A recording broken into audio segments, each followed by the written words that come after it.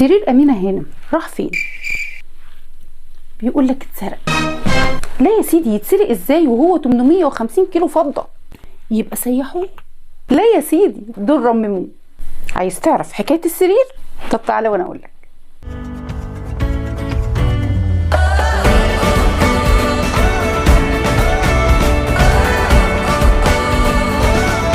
تسمع عن الافراح اللي كانت بتقعد 40 يوم وليله؟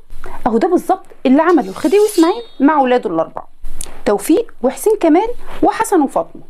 وكانت بتبقى افراح اسطوريه لدرجه ان التاريخ كتب عنها وسماها افراح الانجيل. والصراحه الخديوي اسماعيل ده كان عادل قوي مع اولاده، عمل لكل واحد فيهم سرير من فضه. وما تقوليش بقى كابتونيه ولا فورفورجيه، دي كان عليها زخارف متميزه ونادره جدا. لكن الاربع سراير ما تبقاش منهم الا سريرين. السرير الخاص بالسلطان حسين كامل، وده بيقول لك بقى باعوه روبا بيكيا في الخمسينات، اللي كمان قالوا ان الممثله ماري منيب استعانت بيه في احد افلامها.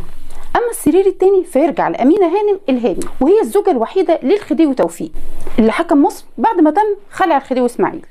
والسرير ده كان موجود في الدور الثاني في سرايا العرش في قصر الامير محمد علي توفيق في المنيل، اللي كان اوصى الامير انه يتحول متحف بعد وفاته. كل ده ما يمنعش ان السرير اختفى.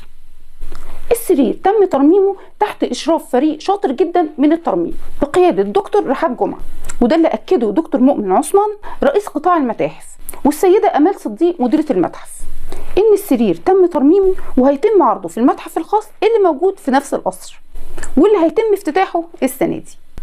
كده بقى يبقى تحيه للاثريين ومرممين مصر، وتحيه اكبر لوعي الشعب المصري. هي دي كانت حكايه السرير.